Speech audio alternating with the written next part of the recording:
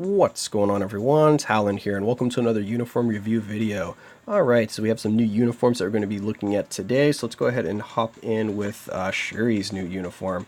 So here we have her Black Panther uniform, so let's see what it actually gives her. So we get activation rate when output enhancement is used, give her super armor, all defense, and also enhance the effect of the skill Panther God's Protection. And that's 1 second cooldown, lasts for 7 seconds, and it is tagged to the third skill right here, which is on a 14-second cooldown. So you can have this active the entire time because this is going to be also a 7-second cooldown with max skill cooldown. So that's nice. You can keep the super armor up all the time if you're playing manually. She's probably not going to prioritize this skill in like PvP game modes, and you probably wouldn't want her to because she just kind of stands in place when using it. But you do get some damage with it as well, which is nice. Besides that, I don't think there's any other real changes to look at here. She does, of course, yeah, she gets a little bit of a boost here to her Panther Blast, so we have 7 seconds of damage immunity, when I believe without the uniform she only gets 5 seconds. So you do get 2 more seconds of immune to all damage effects from this skill here, but you do get a reduced stun duration, so if you're going to be using this in Shadowlands, you're just not going to be stunned quite as long, but it's not too much of a big deal since her 5th skill does last for quite a long time and it has a lot of hits, so it'll keep them kind of guard broken during its duration anyway. So let's go ahead and hop in here and see what the actual skill changes look like on the uniform.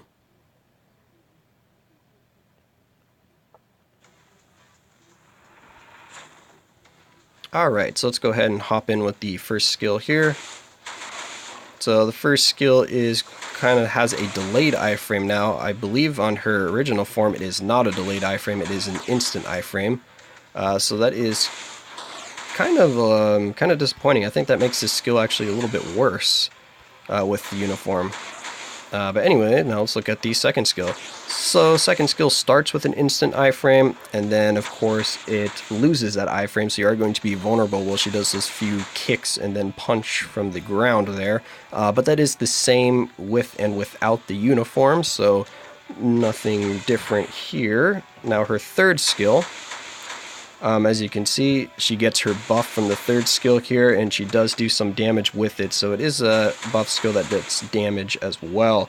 It's the one that gives her decreases all damage received. Let's get that back up again. And then also gives her the all attack, all defense, all speed bonus. And you do have to wait for the skill to finish casting to get those 2 buffs there, but the uniform activation rate looks like it is instantaneous. So it looks like as soon as you use the skill, you are going to get that immune to guard break, which is going to be very good, because then you can't get guard broken out of the skill, whereas you can kind of start casting the skill, and if you get guard broken before she actually finishes and you don't get your uniform bonus, that would be kind of annoying. So it's good that it seems like it procs up front for you. So let's go ahead and look at her 4th skill. So her 4th skill, I do like the change to this one because you get an instant iframe now. Without the uniform, she has a quite long windup to get into her iframe, but I do like the animation, I will say, a lot more without the uniform. It just looks really cool. It's like more like voodoo kind of esque from it, so it's really cool looking. But anyway, that's a good skill now that it has the instant iframe. And then the 5th skill here, kind of the same as the as her base form, except now you have a kind of like Panther avatar attacking instead of a Crow avatar. But in both of the versions, she does not get an iframe, she just gets her damage immunity. And like I said, it is 7 seconds with the uniform and 5 without. So overall, it seems about the same. So the uniform, pretty much it just changes around her kind of animations a little bit, but doesn't seem to really give her anything extra outside of the uniform bonuses itself, like the all attack, all defense.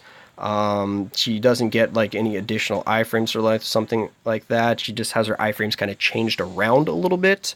Because as I said, this one is now an instant iframe, whereas it was not before. The first skill now is a delayed iframe, whereas it was an instant iframe without it. Let me just double check that to be sure, because I haven't played with her too much yet. Yeah, see, it is an instant iframe, the first skill, so I do think it is better without the uniform. And as you can see, the second skill is exactly the same. The third skill, same thing with a buff, and she gets less hits, so you're going to get more damage with the uniform that way. And then her fourth skill, as you can see, is quite a delay before that iframe, but she still does have an iframe on it, which is nice. And then, as you can see, the fifth skill, pretty much the same as with the uniform, except it is now a crow instead of a panther. So, like I said, overall, the uniform is just going to kind of give her like a stat boost. It doesn't necessarily help her or hurt her survivability. It may help the survivability, of course, because of the fourth skill, but that's about all I can see as in terms of why I would want to get the uniform. So, this one's kind of tough for me, because if I were to give my opinion on that uniform, I think you could definitely pass on that uniform. I think it's probably just going to be something you pick up if you have like the extra crystals laying around, if you really like Shuri, if you prefer, of course, the kind of Panther avatars that she has with the uniform, opposed to kind of like these crows and dark looking magic, that kind of thing. Then I can see you, of course, going with the uniform, but I think she's going to perform just fine without the uniform. She doesn't necessarily need it. But one other thing I guess I will mention is that the uniform will be more beneficial for Extreme Alliance Battle if you plan on using her there, because of her tier 2 passive, giving her kind of like that Coulson effect where she increases damage dealt to supervillains and stuff like that. So with the uniform, you do get a boost, so we can go ahead and take a look at that right here. So let's go ahead and, oh, we have to actually go back out over to here. I'll click on her. I'll be ranking her up pretty soon, so actually look out for that rank up video. It should be coming out pretty shortly after this, because I do have some bios already put into her. So here's her passive. It is 25% decreased damage received from supervillains, and then increased damage dealt to supervillains by 35%. With the uniform here, as you can see, it boosts up by 10%, goes to 35 and 45, or was that 10%? Yeah, 10% for each of those. So that is also something you want to keep in mind, and as you can see, the 7 seconds, the 5 seconds, and then that was pretty much the only changes, because I believe it is exactly the same. 45, 555. Yeah, 45.5. Okay. Yeah, and everything else is pretty much the same. So like I said, this uniform is kind of just for those that want to boost their score a little bit in ABX, but besides that, I think she's going to perform just fine without the uniforms, and I think I've gone on long enough about that, so that's going to be it for this video. I hope my thoughts on the uniform here has helped in deciding if you're going to pick it up for yourself, and of course I will catch you in the next one.